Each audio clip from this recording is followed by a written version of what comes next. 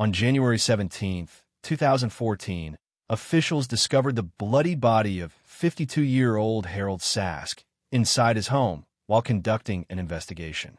Even though she wasn't there when the police received the report of the event at the house, the 18-year-old woman who resided with him was subsequently identified as his stepdaughter. The whole town was shocked. Sarah Gonzalez McLinn was born on July 9, 1994.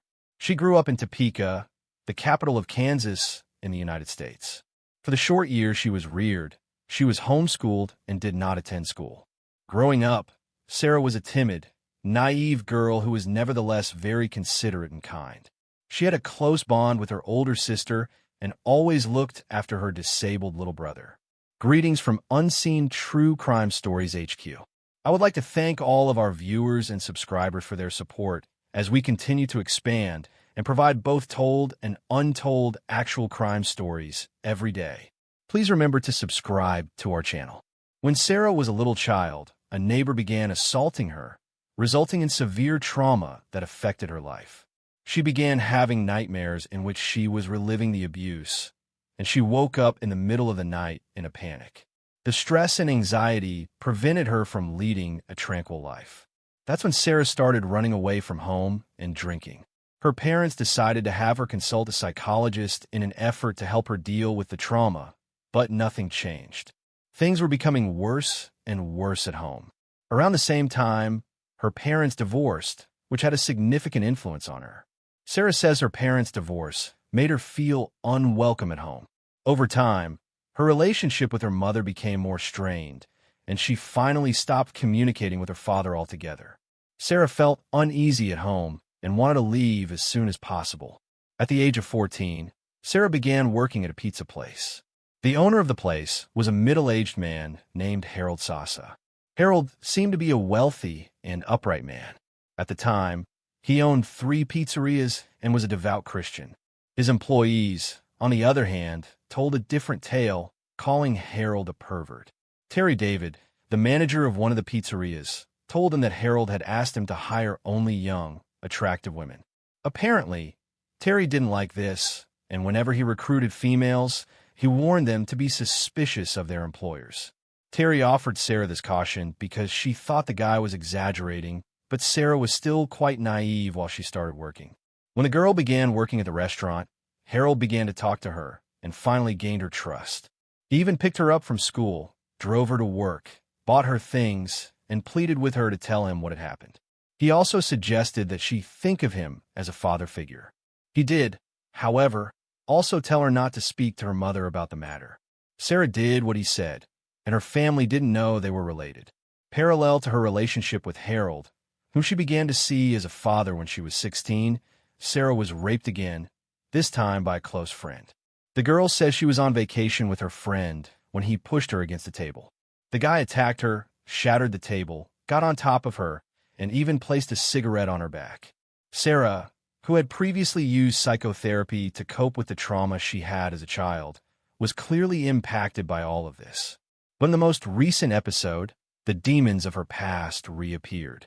Sarah was diagnosed with post-traumatic stress disorder when she resumed her therapy. As the situation quickly spiraled out of control and the child's stress and dissatisfaction increased, she made an attempt at suicide. As a result, Sarah spent some time in a mental health institution. There, she received therapy and rehabilitative medicine. After leaving the hospital, Sarah continued to see a psychologist and take her medication. This enabled her to get beyond all that had occurred to her once again.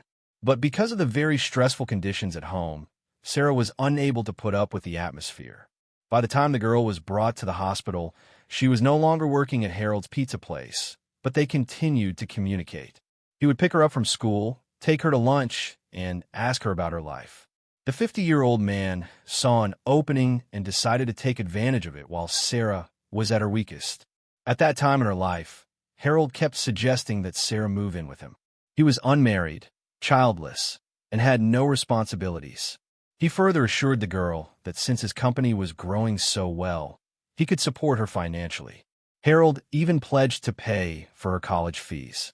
Sarah consistently refused to move in with Harold, even though she was desperate to leave home because of the frequent and sometimes violent conflicts she had with her mother. In 2012, the year she turned 17 and received her high school diploma, Sarah finally accepted Harold's proposal and moved in with him. At the time, she thought that this was the beginning of a new life and that she would have all she wanted with this person. That's exactly how Harold was at first. Without expecting anything in return, he gave Sarah everything she needed, including food, a roof over her head, admission to college, and everything else. He bought her gifts and listened carefully to her wants and requirements. But everything changed when Sarah turned 18. At that time, Harold began to make an indecent pitch to her, promising Sarah sex with him in exchange for all of his favors. Clearly, she said no.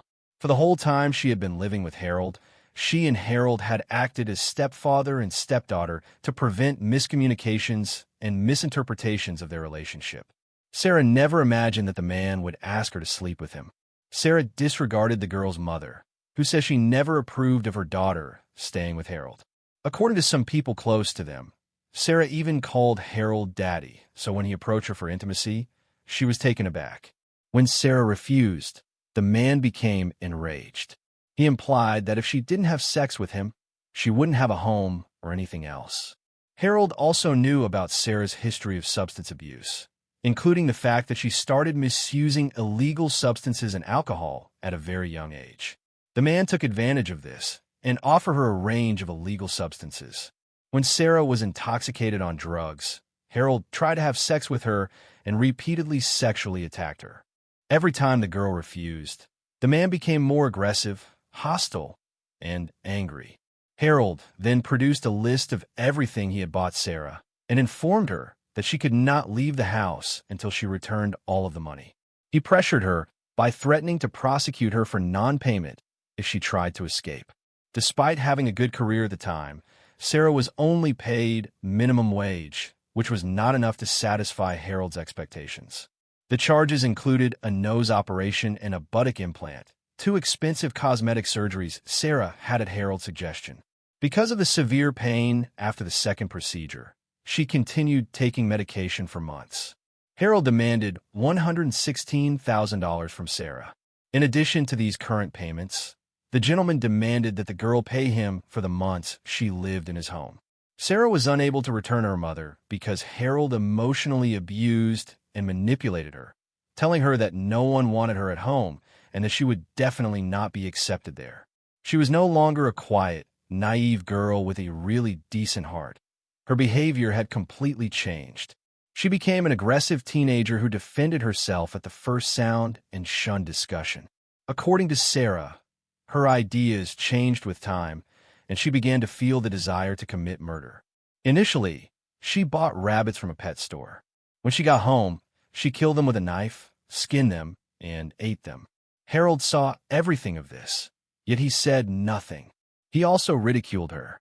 Sarah was at Harold's house when she wasn't working, either intoxicated, high on drugs, or in a bad mood after all she had been through. At one point, Sarah started taking antidepressants in the hopes that they might help her. After a few weeks, they had no effect. She subsequently switched to stronger ones, but these didn't work either. Eventually, the girl descended into self-destruction, and a terrible incident in that house was unavoidable.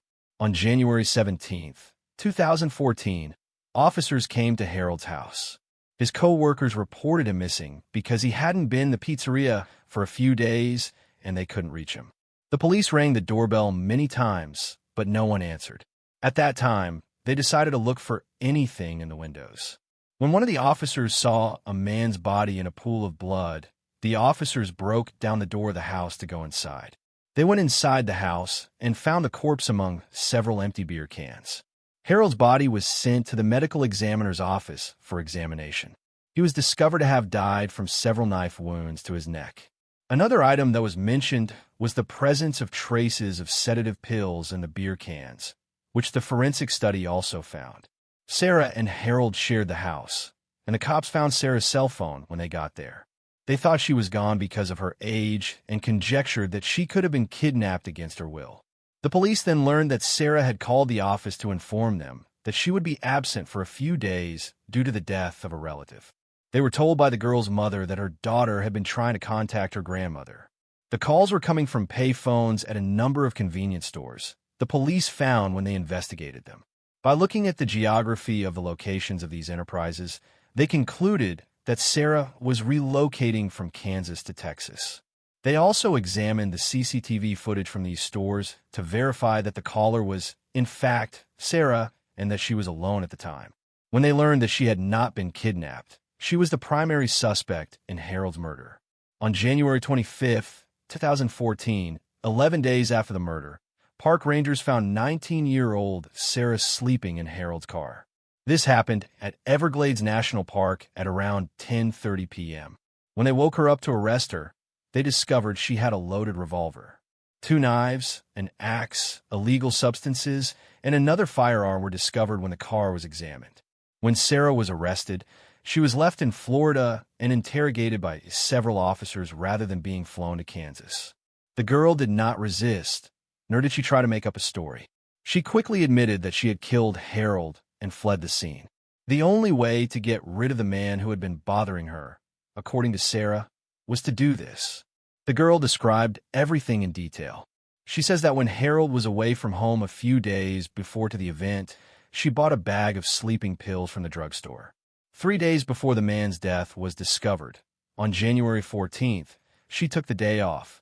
He asked Sarah to bring him a drink as he began to tidy up the house. The girl said that she realized immediately that this was her chance. She knew that when Harold finished the first beer, he would still want more. When Harold completed his 3rd beer can, Sarah began slipping medications into his drink. She stated she waited till the 3rd one so he wouldn't notice the strange flavor. According to the police, she continued to put the pills into Harold's drink while he was asking for beer, giving him a total of 5. This prescription and drink caused Harold to faint. Then Sarah quickly tied his hands and feet together. She said that after waking up for about a minute, Harold muttered something. Sarah added that she now felt a lot of pity for the man, even if she didn't entirely understand him. However, she was adamant about carrying out her plan. She pulled out a knife and repeatedly stabbed him in the neck, almost decapitating him. When the girl realized Harold was dead, she used his blood to write the word freedom on the wall of the toilet. Sarah then showered, washed her hands, and changed into new clothes. Then she took Harold's car, some money, and a tablet and ran out of the house. She said she placed her cell phone there, so the police couldn't locate it since she felt like something had happened to her too. The girl drove to Texas, but she didn't like the cold nights there, so she chose to travel to Florida instead. Sarah slept in the car for a large portion of the journey and on the highway. As soon as she arrived in Florida, she made the decision to get a tattoo done by local artist James Baker. This wasn't the first time Sarah had the phrase, "Only God can judge me," permanently inked on her shoulder. For her second tattoo, Sarah chose the book quote, "Beware of the dark pit at the bottom of our hearts. It is best not to disturb the strange, deranged creatures who inhabit its dark, frigid depths." Sarah had hoped that by assisting the police and telling them everything about Harold's cruelty, they would grant her request and lessen her sentence. But the police decided not to. They presented Sarah as a real psychopath and Harold as a calm Catholic who simply wanted to help the girl. Sarah confessed to one of the cops during the interrogation that she felt compelled to kill Harold's house when she was upset. The prosecution claims that Sarah killed Harold because she wanted to know what it was like to kill a man, not because he had been violent with her. The police also found that Harold apologized to Sarah for forcing her to have sex with him in a message on her phone. But during the first trial, all evidence of Harold's abuse of Sarah was ignored in order to bring the girl to justice, and the jury was not informed of this. In February 2014, Sarah's trial began. Sarah's lawyer was hesitant to use Harold's assault against the girl since the prosecution did not consider all of them. He decided to use a new, riskier strategy and suggested that Sarah try to prove her innocence by claiming to have dissociative identity disorder. According to the defense version, Sarah made up many fictitious identities to cope with the abuse she experienced.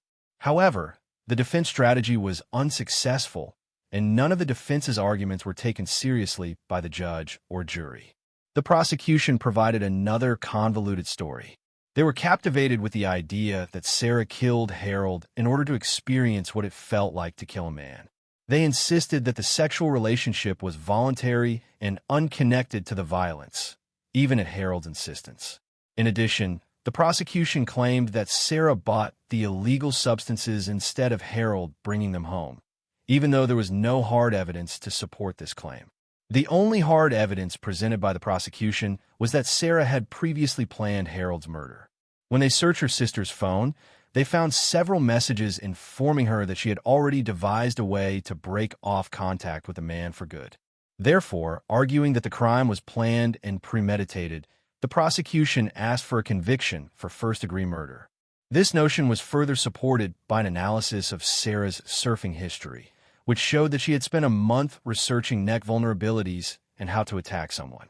On September 4, 2015, Sarah, who was 21 at the time, was found guilty of first-degree premeditated murder and sentenced to life in prison with the possibility of parole after 50 years.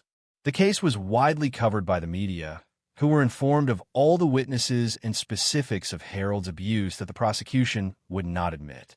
It was found that, for unknown reasons, the jury was not given many specifics about the circumstances surrounding Sarah and Harold's relationship. Maybe the prosecution didn't want to damage Harold's image as a quiet, pious man in the eyes of many, or maybe they wanted to give the girl the worst sentence possible. In the end, all of this attracted an increasing amount of public attention. After reaching an agreement with the prosecution in 2021, Sarah's sentence was reduced from 50 years to 25 years. The child will have the chance to ask for her release after 25 years, even though she still has a life sentence. What are your thoughts on this strange story? Do you think Sarah was to blame for what happened? Your opinions will be supported by the Unseen True Crime Stories HQ channel if you leave a remark. See you in the next video.